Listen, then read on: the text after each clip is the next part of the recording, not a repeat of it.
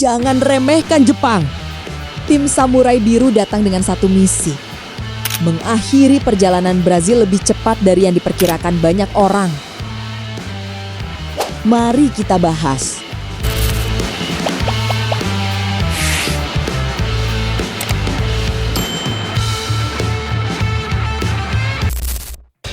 Piala Dunia 2026 mulai memasuki fase yang sesungguhnya.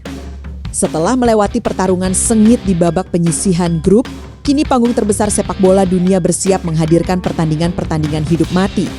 Salah satu duel yang paling menyita perhatian adalah pertemuan antara Jepang dan Brazil di babak 32 besar. Pertandingan ini bukan sekadar mempertemukan wakil Asia dengan raksasa Amerika Selatan. Lebih dari itu, laga ini menjadi simbol perubahan peta kekuatan sepak bola dunia.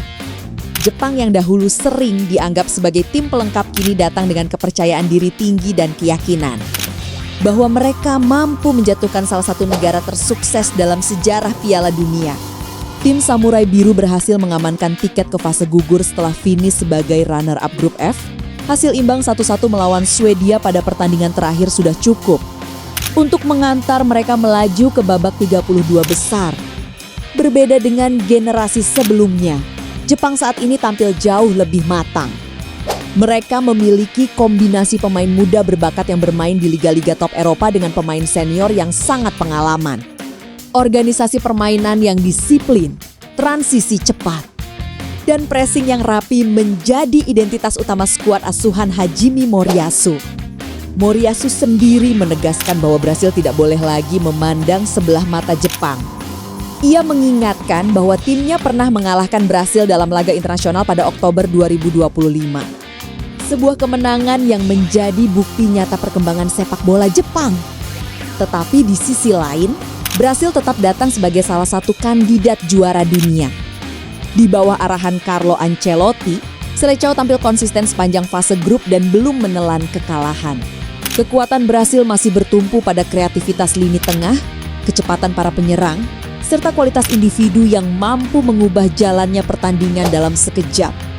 Mereka memang sempat ditahan imbang Maroko pada laga pembuka, tetapi kemudian mampu menunjukkan kualitas sebagai juara grup C. Laga Jepang melawan Brasil diprediksi menjadi pertarungan dua filosofi sepak bola. Brasil identik dengan permainan menyerang, penuh kreativitas, dribble, dan improvisasi. Mereka berusaha menguasai bola serta menciptakan peluang sebanyak mungkin. Sebaliknya, Jepang lebih mengandalkan kedisiplinan taktik. Mereka rela bertahan dengan rapi sebelum melancarkan serangan balik cepat yang seringkali sangat mematikan. Kontras gaya bermain inilah yang membuat pertandingan diperkirakan berlangsung menarik sejak menit pertama. Beberapa tahun terakhir, Jepang terus menunjukkan perkembangan luar biasa. Mereka mampu bersaing dengan tim-tim elit dunia, baik dalam laga persahabatan maupun turnamen resmi. Keberhasilan para pemain Jepang menembus liga-liga besar Eropa membuat kualitas individu mereka meningkat pesat. Kini mereka memiliki pemain yang terbiasa menghadapi tekanan tinggi setiap pekan. Karena itulah banyak pengamat menilai bahwa Jepang bukan lagi kuda hitam, melainkan salah satu kekuatan baru yang layak diperhitungkan di level dunia. Menariknya, tekanan justru lebih besar berada di kubu Brazil.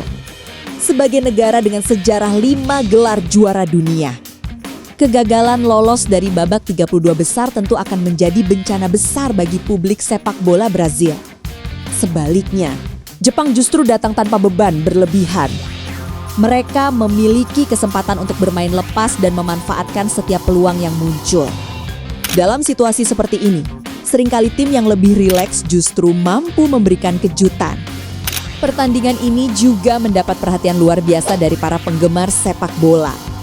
Kota Houston yang menjadi tuan rumah pertandingan dilaporkan menghadapi tantangan logistik karena harus mempersiapkan kedatangan ribuan supporter kedua negara hanya dalam waktu singkat. Tingginya permintaan tiket bahkan membuat harga di pasar sekunder melonjak tajam.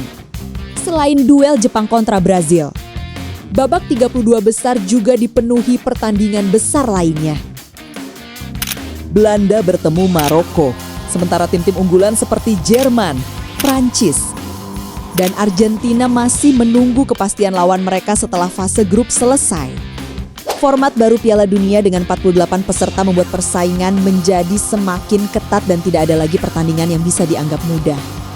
Apapun hasil akhirnya nanti, pertandingan Jepang melawan Brazil berpotensi menjadi salah satu laga paling menarik di babak gugur Piala Dunia 2026. Brasil memang masih diunggulkan berkat pengalaman, kualitas individu, dan tradisi besar mereka di turnamen ini. Namun Jepang datang membawa modal yang tak kalah penting, kepercayaan diri, disiplin, dan keyakinan bahwa mereka mampu mengubah sejarah.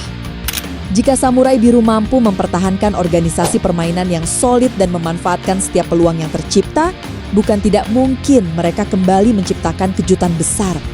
Sebaliknya, apabila Brasil mampu menampilkan permainan terbaiknya sejak menit pertama, Selecao akan menunjukkan mengapa mereka masih menjadi salah satu kekuatan paling disegani dalam sejarah sepak bola dunia. Satu hal yang pasti, duel ini bukan sekadar pertandingan babak 32 besar. Ini adalah pertarungan antara tradisi dan kebangkitan, antara raksasa lama dan kekuatan baru, yang akan menjadi salah satu cerita paling dinanti dalam perjalanan Piala Dunia 2026. Menurut kalian, apakah Jepang mampu mengalahkan Brazil? Tulis di komentar.